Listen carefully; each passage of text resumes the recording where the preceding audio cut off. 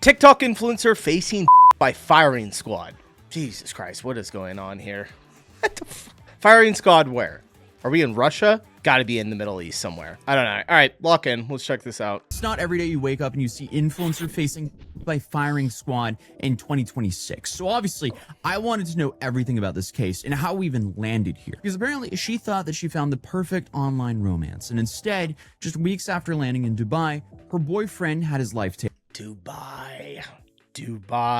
All right, yeah, they don't down there, do they? Her boyfriend had his life taken. She was sitting in jail charged with that crime, and she was claiming that she acted in self-defense. Now she's facing one of the toughest legal systems in the world. So let's break down what exactly happened. When I first saw the headlines, I assumed this was going to be like another straightforward influencer crime story, but the more I looked into this case, the less straightforward it became. Because right now, there are two very different stories being told. On one side, you have the prosecutors in Dubai who've charged the 23-year-old British influencer, Brooke George, with premeditated after her boyfriend, William Treby, had his life. I feel like I've seen these people on a TikTok before. Obviously, she's a TikTok influencer, but yeah, she looks familiar. I don't know. Maybe not. I don't know. I watch a lot of content. George, with premeditated after her boyfriend, William Treby, had his life taken away. If she's convicted, she's facing the ultimate consequences under the UAE law. And on the other side, you have Brooke, her family, and the advocacy group representing her. And they say this was not premeditated at all. They say that she was trying to survive an abusive attack and acted in self-defense. And the difficult part here is, at least publicly, we haven't heard much from investigators beyond the charge itself. Most of the detailed timeline that's been reported so far comes from Brooke's family and the organization assisting her, while UAE authorities haven't publicly laid out why they believe the crime was premeditated. The advocacy group is called... This is like one of my biggest fears. Going to another country, especially somewhere like UAE or like a Middle East country, and just getting with like some type of weird charge, like something crazy happening. Oh man, like Eastern Europe or something. Like if you're in one of those countries, I feel like, you know, you get in like some weird situation in Hungary because you're not in America anymore and you're completely up to whatever the judicial system in that country thinks, and you're kind of screwed. Detained in Dubai. And they say their mission is to help foreigners in the UAE legal system and to campaign for fair treatment. So they obviously think that Brooke is not getting fair treatment. And throughout this video, I'm going to be very careful to, separate what's being confirmed and what's being alleged. So with all that out of the way, let's start from the beginning. So you have Brooke George, who's a 23-year-old from Gravesend, Kent, who built a following on TikTok and Instagram by posting lifestyle content, travel photos, and snapshots of, I guess, what looked like a pretty normal life. Before that, she reportedly worked at John Lewis, and from the outside, nothing really seemed like she'd find herself at the center of an international criminal case. But earlier this year, she met 26-year-old William Treby online, and according to multiple reports, the two connected through Facebook, quickly started talking, and before long... Facebook? What is it, fucking 2005? What 23-year-olds are meeting through Facebook in 2026? That's absurd. Again, as an online relationship turned into plans to see each other in person. Treby had been living and working in Dubai, and Brooke eventually flew out to visit him. Her daughter, Brooke, she's only 23. She's very naive. Don't make my girl face a firing squad. She met this guy on Facebook dating. She went over to Dubai. It was, from her point of view, it's a whirlwind romance. He's taken her to all the high-end luxury restaurants, taken her to the beach clubs. He arranges for her to have this modelling photo shoot on the beach. She's very proud and happy about all this. Goes back home, tells mum, look, I've met a guy who, this could be a man I could spend... She thought she had the dream. She's like, I'm an influencer. I'm in Dubai. I have my photo shoot. And I found this really romantic guy and then ended up stabbing him. What the hell happened? And according to her account, that first trip went really well. She later described it as the time of my life. And I guess between the beaches and the luxury places, it kind of looked like the typical honeymoon phase for an influencer couple. But I guess according to Brooke and her family, that feeling didn't last too long. So the problems didn't really begin until she returned to Dubai for the second visit. He flies her out again to Dubai, but according to her account, the experience she has is very, very different. She's left alone in an apartment for a lot of the time. There are other people in the apartment. When they do go out, they're accompanied by this other chap. So she says that William acted completely different from the man that she'd gotten to know during the first trip. And through statements released to the advocacy group detained in Dubai, Brooke alleges that he became controlling and abusive, and that little things started making her feel like something was not right whatsoever. So one of the biggest red flags was apparently discovering that he'd only booked her a one-way ticket to Dubai. Uh-oh, that's not a good sign. Brooke's family also claims that she realized that he had her passport, making it way harder for her to just simply leave and fly home whenever she wanted. And again, these are allegations that haven't been proven in court, but they're central to Brooke's account of what happened next. So her mother says that she noticed a change almost immediately. I just think, is it like some weird sex thing, like some they're trying to get her to do something? Because he said that there was they said that there was another guy that was like hanging around with them. I don't know, this is really fishy. During Brooke's first visit, she sounded excited and happy whenever they spoke, but on the second trip, launching those her phone calls OnlyFans? became very different. According to her mother, Brooke was quieter than usual and seemed very anxious. She also said that her daughter kept insisting that everything was fine, but she could tell something had changed. Then came a phone call that, looking back, has become one of the most important parts of the family story.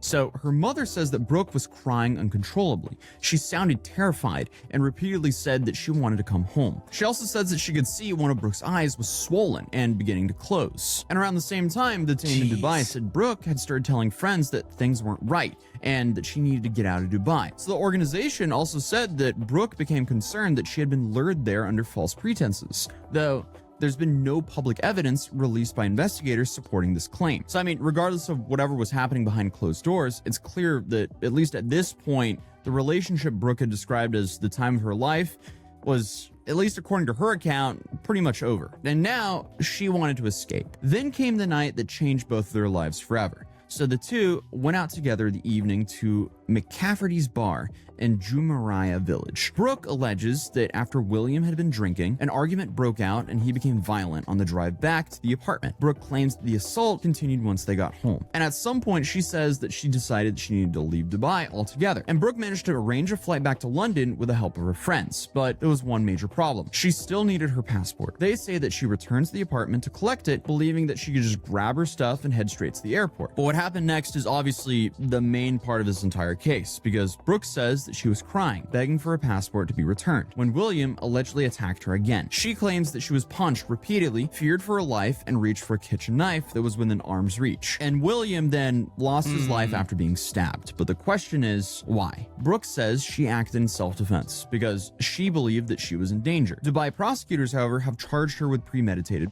and that's where this case becomes very difficult to look at. Publicly, authorities haven't really explained what evidence led to them to conclude the crime was premeditated. They haven't released a detailed account of the incident or laid out the theory behind the charge, and they're also pursuing one of the most serious criminal charges possible under UAE law. After the crime, Brooke made her way to the Dubai International Airport to board a flight back to London that had been arranged with the help of her friends. But she never got on that plane. In the early hours of June 22nd, she was stopped by authorities and arrested. Before long, she was formally charged with premeditated and taken in. Bad luck trying to leave the country after you just off someone. I don't know if I believe her story. Who knows? Who actually knows? But not a good look trying to get on an airplane and leave the damn country. That's kind of insane. Brooke's family says that when she was arrested, she still had visible injuries from what they claim happened earlier that night. Things are very, very different over there. According to the family, and there's this the organisation detained in Dubai, she hasn't had access to a lawyer. She's been asked to sign things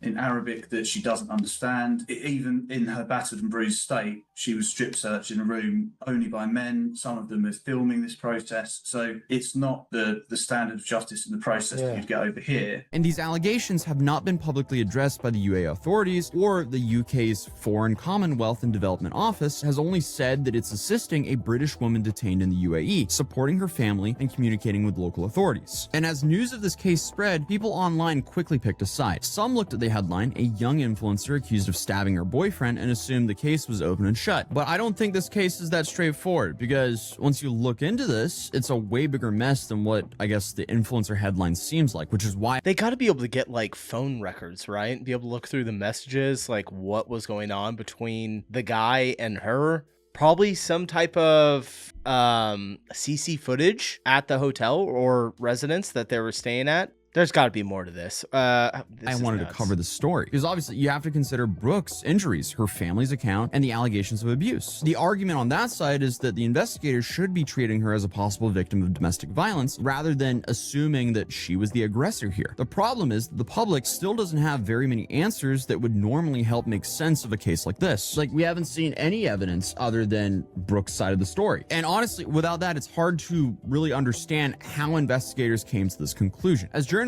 started digging into both Brooks and Williams' backgrounds, more information about William started coming out. So according to reports in the UK, the 26-year-old had previously been convicted in 2023 of wounding and common assault. And he also got a suspended prison sentence for that. He was also reportedly due to stand trial next year as one of the several people charged following a Kent police investigation into conspiracy to supply, contraband, some of that white powder and the leaf. Obviously, I want to be careful here because this is important. None of that really tells us what happened inside that apartment in Dubai. Obviously, just having a criminal record doesn't mean that someone automatically was the aggressor here, but also at the same time, it's also a part of the public record. And it's one of the reasons some people argue that Brooke's allegations deserve to be investigated rather than just simply dismissed. And obviously, William's family are also dealing with a tragedy of their own. His sister wrote that he wasn't just her brother, but also her best friend. His mother said that she was broken and promised that her family would keep his memory alive. This is all just an important reminder that regardless of how this case ends, one dude lost his life, and another woman is now sitting in a Dubai jail awaiting trial with the worst possible punishment hanging over her head. And now this case moves into a new phase where the courts, not social media, will have to decide which version of events is supported by the evidence. And this is currently where we're stuck because Brooke, she's a 23-year-old British woman who's now found herself stuck in the UAE with the worst possible charge. If she's ultimately convicted of this charge, reports say that she could face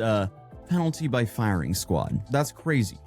That's so crazy, dude. They do not mess around down there. When did we stop doing the firing squad here in the States? Did I hear something about them bringing that back? Absolutely not something you hear every day. Obviously, that's worst case scenario, but regardless of what she gets, she's still potentially facing the rest of her life in jail. And she's currently claiming self-defense. She's 23 years old, she's thousands of miles from home, and her entire future now depends on what a court decides happened during a matter of minutes inside of one apartment. So whether you believe Brooke's version of events or think the prosecutors have evidence the public haven't seen yet, I think everyone can agree that this is an awful situation to be in. And this is why I think this case deserves to be looked at very carefully instead of reduced to just a headline, which is, again, why I wanted to cover this video. Because, again, the headline is just so shocking. Currently, Brooke is still in custody in Dubai. According to her family, they're raising money for legal costs while trying to get a good representation in the UAE, and the British government has confirmed that it's in contact with local authorities and is providing support to Brooke. If this case does go to trial, the court will have to answer the question that everyone online has already been arguing about. Was this deliberate, or was this an act of self-defense? Right now, where's the evidence at? You do have to be a special kind of stupid, though, to travel to the UAE and commit premeditated though. But again, currently, we're only sitting with Brooke's side of the story. But obviously, as more evidence comes out, the picture could easily change. There may be witness statements, forensic evidence, phone records, or even surveillance footage. But for now, Brooke is still saying that she acted in self-defense, and prosecutors maintain that she committed premeditated. And I guess, again, until more information is made public, that's really where this case stands. So hey, what do you guys think? Let me know in the comments down below, and I'll see you guys in the next video. Peace. All right, that's the situation. Absolutely situation. Hopefully it all pans out for Brooke, unless she actually did it. All right, I'm out of here. See you guys later. Peace.